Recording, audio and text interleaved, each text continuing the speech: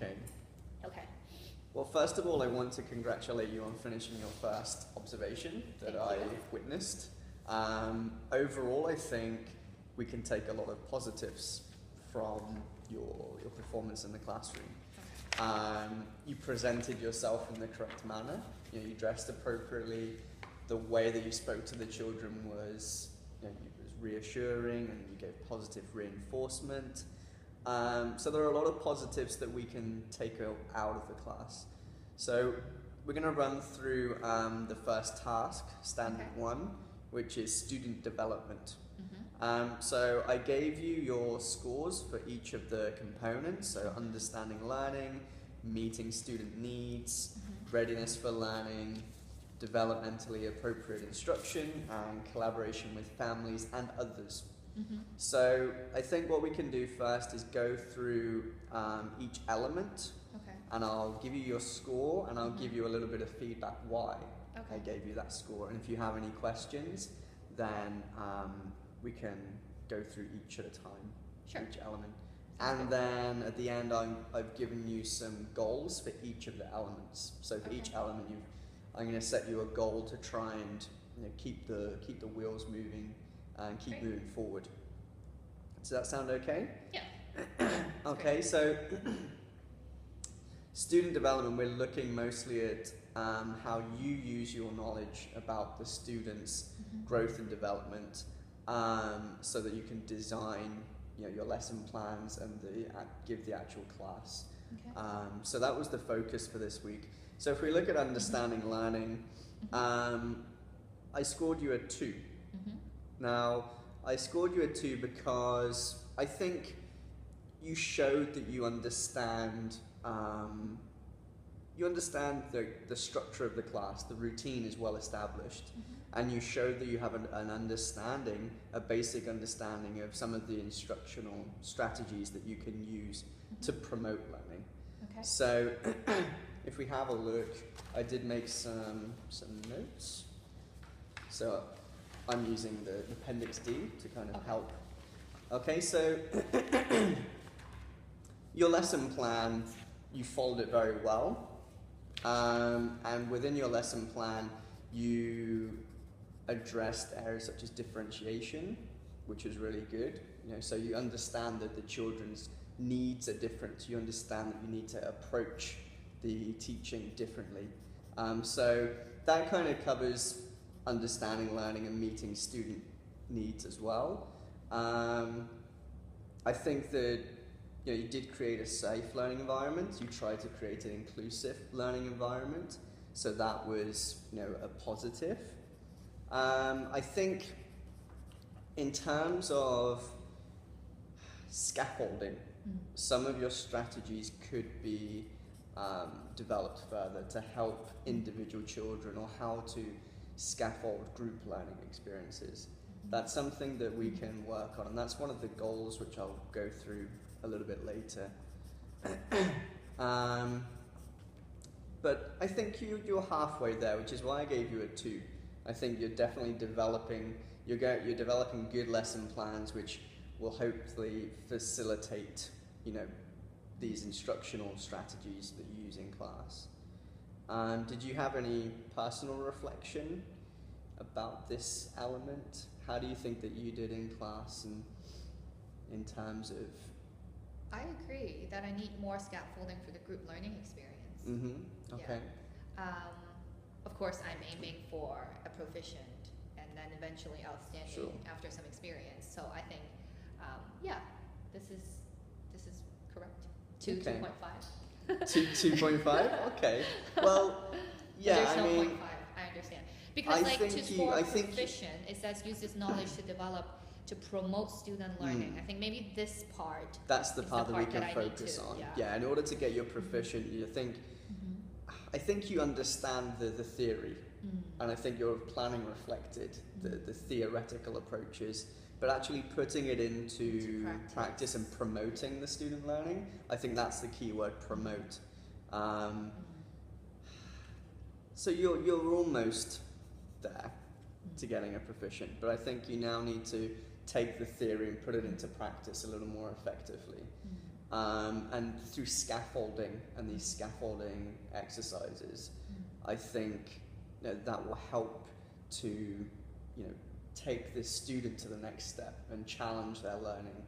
Whereas today, I think for some of the class you were more of an observer, which is great, but there wasn't much help in terms of addressing individual student needs and maybe taking away some of the responsibility. So I think, scaffolding is something we can work on.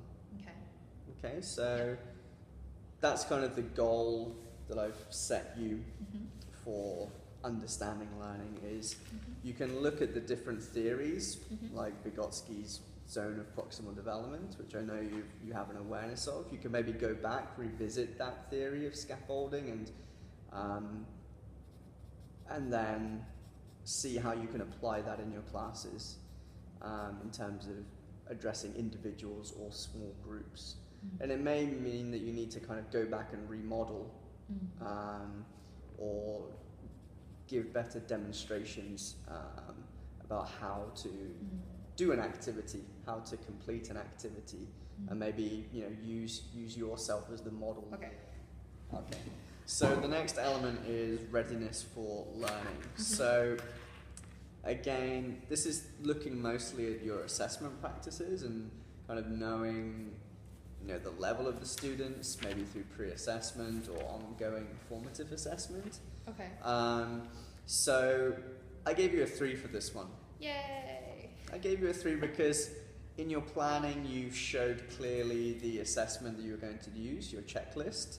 And the checklist was very clear in as much as it addressed the learning goal, the learning outcome of the class.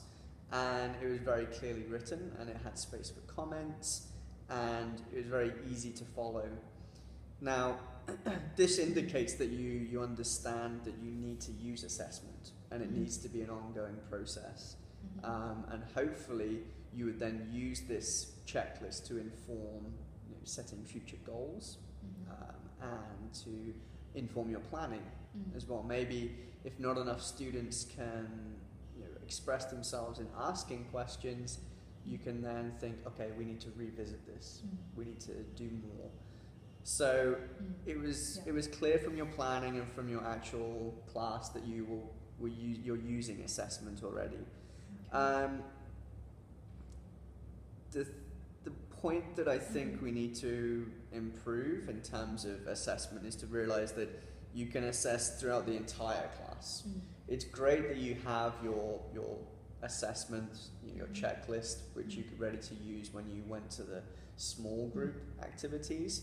But I think in the first part of the class as well, when you were doing your Q&A with the children, you can also begin to assess the children in terms of what they're saying, and also assess them more holistically, again looking more at their social and emotional needs, in terms of behavior and how they're responding, how they're sitting in class, how they're engaging.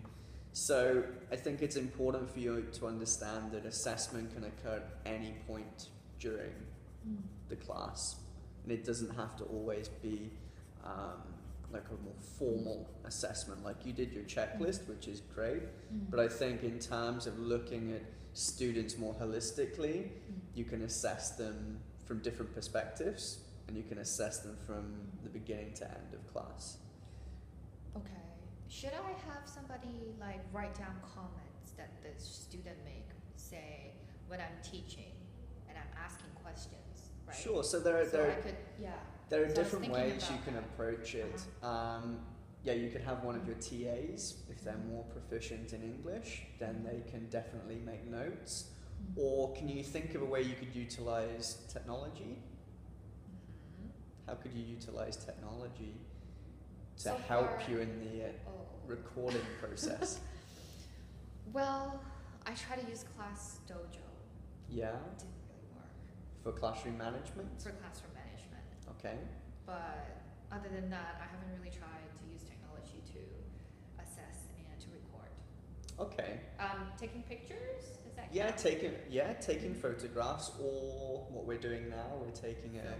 we're filming. So you could use the photographs and you can use the videos as like secondary evidence. You can go back to them and you can kind of then, especially with a video, you can see who said what, and you can also look at the rest of the class. I mean, who's paying attention, who's participating, who maybe is being distracted by the person next to them or being distracted by somebody outside.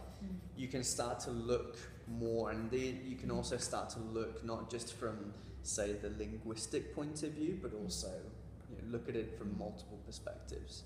So you can see physically how the children are sitting. Are they sitting nicely? Are they paying attention? Socially, how do they interact with each other? And you can use video and you can use photographs at any moment throughout the class, and you can then go back.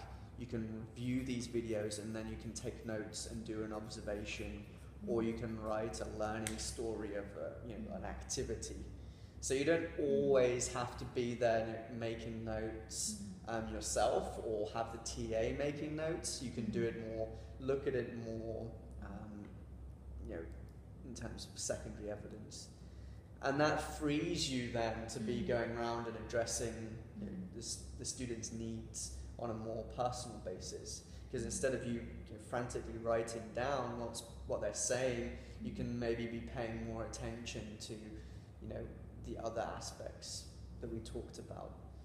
That's actually a really good point, because I was looking at the video that I just filmed, and I noticed some students are not sitting or paying attention all the time. And when I was in class, I didn't see it. So looking at that video, then now I can go on and think about what I'm going to do. Maybe I should change, where they're sitting. Yeah, you can reflect on it. Maybe I could give them a task that they're more interested in, which is like for the next standard, for learning differences and what you can do to meet different learner needs. I think definitely, and it gives you a different perspective of the classroom. When I was observing you, I had a completely different perspective that you had, and I saw things that maybe you didn't see. So like you did today recording the class, if you can maybe start to record that first part of the class when you're on the carpet before you transition to doing your group activities or individual work, that's probably a good time to be recording, because then your TAs can be focused on helping the children remain focused, engaged, addressing maybe behavior problems,